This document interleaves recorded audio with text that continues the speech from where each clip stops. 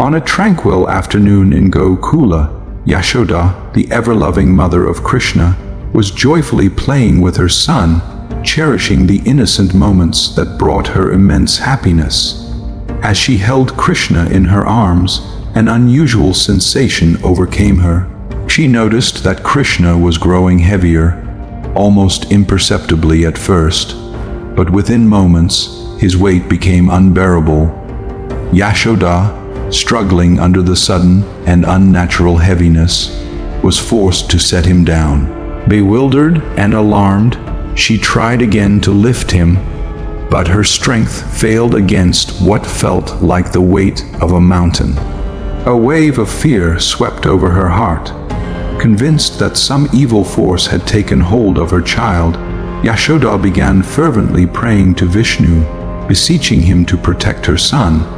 Her voice trembled as she recited sacred hymns, her motherly instincts battling the dread in her heart. She resolved to summon the Brahmins to analyze the situation and offer their guidance. But as she set out to seek them, the serene village atmosphere shifted ominously. A sudden storm began to brew, with winds growing fierce and uncontrollable. The air filled with flying debris, mud, and sand, obscuring vision and sending the people of Gokula scurrying into their homes for safety. This was no ordinary storm. It was the arrival of Trinavarta, a demon sent by Kamsa, who had learned of the death of Puthana in Gokula and sought vengeance. Taking the form of a mighty tornado, Trinavarta descended upon the village, his dark whirlwind engulfing the land and striking terror into the hearts of all. Amidst the chaos, Trinavarta found Krishna, who still sat where Yashoda had placed him. Despite Krishna's unnatural weight, the demon easily lifted the child and soared into the skies, carrying him within the vortex of his storm. As the winds howled and debris flew, the villagers felt as though the end of their world was upon them. Yashoda, blinded by the storm, frantically searched for Krishna in the place she had left him, her cries of despair barely audible over the deafening gale. Fear gripped her as she realized Krishna was gone, and she wept uncontrollably, her heart heavy with the terror of losing her son. High above the clouds, Trinavarta carried Krishna with great speed, believing he had succeeded in his mission. However, the weight of Krishna began to increase rapidly. What had been effortless now felt like an unbearable burden. Trinavarta, despite his immense strength, began to struggle under the growing heaviness. Higher and higher he tried to ascend, but Krishna's weight kept increasing until it became insurmountable. Desperate, the demon attempted to release the child, but Krishna clung to him with an iron grip. Suddenly, Krishna's tiny hands reached for Trinavarta's neck, gripping it with unimaginable strength. The demon writhed and flailed, attempting to free himself, but Krishna's hold tightened, his divine power overwhelming the asura. Trinavarta's limbs grew weak, his eyes bulged in agony, and his roars of rage turned to cries of desperation. Helpless, the demon began to plummet from the sky, his lifeless body dragging Krishna with him.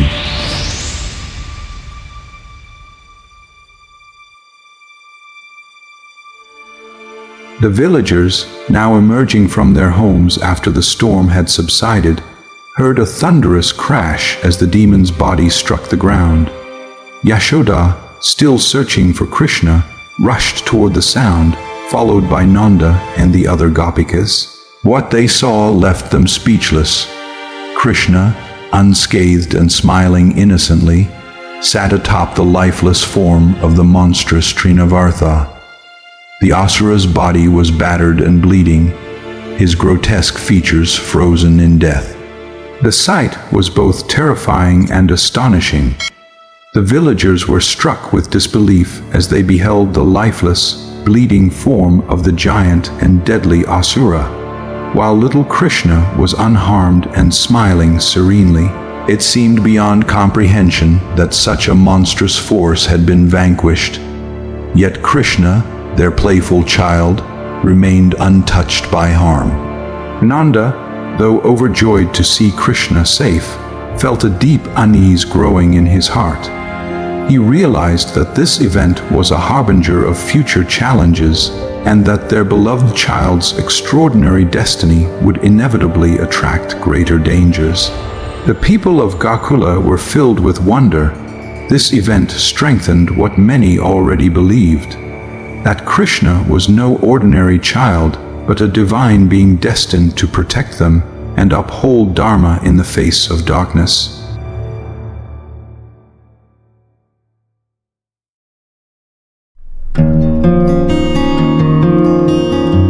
As Krishna and Sankarsana grew, they were showered with immense love and affection by Nanda, Yashoda, and Rohini. Though Rohini was aware that her husband Vasudeva was now free in Mathura, she chose to stay in Gokula, prioritizing the safety of her son Sankarsana, knowing that Kamsa's malevolence still loomed. One day, while Yashoda was busy sprinkling fresh butter, she momentarily stepped aside to tend to boiling milk on the stove. Taking advantage of the moment, Krishna mischievously devoured the butter she had sprinkled and shared the remaining butter with the monkeys, much to their delight. When Yashoda returned and saw the emptied butter pot, she immediately understood what had happened. Determined to teach Krishna a lesson, she set out to catch him. But Krishna, in his playful nature, ran away, evading her grasp effortlessly. Yashoda, drenched in sweat and struggling to keep up, finally caught him when Krishna, seeing her exhaustion, let himself be captured. Holding him firmly, Yashoda, in mock anger, decided to punish him by tying him to a grindstone with a rope. After securing him, she returned to her chores. Krishna, ever mischievous, wasn't deterred by this punishment. He dragged the heavy grindstone behind him, his small frame belying his divine strength. Wandering toward two large trees standing close together, the grindstone became wedged between them. Krishna, with his childlike innocence and supreme power, pulled at the rope with determination. To the astonishment of anyone who would have seen, the two massive trees cracked and fell with a thunderous crash. These fallen trees were no ordinary ones. They bore a tale steeped in ancient lore from ages long past. Ages ago, the illustrious sons of Kubera, the god of wealth, Nalakubera and Managriva, were revered for their devotion to Lord Shiva. Yet, their immense privilege and opulence gradually turned them arrogant. Enveloped in the comfort of their limitless wealth, they became careless, their humility fading as pride consumed their hearts. One fateful day, the two brothers, intoxicated by their lavish lives, indulged themselves in a forest pond, surrounded by women, reveling in their wealth and power. Stripped of all modesty, they disrobed completely, basking in their arrogance as they enjoyed the water, oblivious to decorum or propriety. It was during this moment of unbridled arrogance that the venerable sage Narada Muni, known for his wisdom and ability to guide souls toward righteousness, passed by the pond. The brothers, even upon seeing the great sage, made no effort to cover themselves. They remained unashamed and unmoved, their pride eclipsing any sense of respect or humility. Narada Muni, observing their disrespectful behavior, discerned that their actions stemmed not from ignorance, but from the corrosive influence of unchecked pride. Their entire lives had been a tapestry of indulgence, handed everything without effort or struggle. As a result, they lacked the capacity to understand their misconduct or the dignity expected of them. to teach them a lasting lesson and free them from the chains of their arrogance. Narada pronounced a curse upon them. He declared that they would be transformed into trees, retaining life but devoid of mobility, a state that would strip them of their pride and force them to reflect on their behavior. Before the brothers could comprehend the gravity of the situation or plead for mercy, the curse took effect. Their bodies stiffened and elongated, roots sprouting as their legs became trunks, and branches spread where their arms once were. In moments, Nalakubera and Managriva stood transformed into motionless trees, mute witnesses to the world around them. Their punishment, though harsh, was meant to guide them toward humility and self-awareness. In their rooted silence, the sons of Kubera began their journey of atonement, standing as silent reminders of how arrogance and pride, when left unchecked, can lead even the most privileged souls into spiritual darkness. As these trees were now destroyed by Krishna, Nalakubera and Managriva emerged from them, shining with divine radiance as they gazed upon Krishna, their hearts filled with gratitude and realization. They bowed before him, their eyes glistening with tears, for they knew that this child was none other than the Supreme Lord Vishnu incarnate. They understood that their long curse, which had lasted 100 godly years, had finally come to an end. Both brothers expressed their gratitude to Narada, whose curse had ultimately led them to this moment of redemption. They thanked Krishna for liberating them, declaring that witnessing him in this divine form had not only freed them from the curse, but also from their pride and ignorance. With joined hands and hearts full of devotion, they returned to their celestial abode. The loud crash of the falling trees echoed through Gokula, alarming the villagers.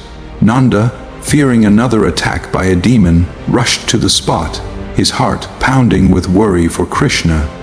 He found Krishna near the fallen trees, unharmed and smiling. Nanda, bewildered by the sight, assumed it was the doing of some asura. Some of Krishna's young friends, who had witnessed everything, ran to their parents and narrated how Krishna had pulled the trees down with his strength. While many villagers dismissed these tales as childish imagination, others, who had already seen Krishna perform miraculous feats, believed every word.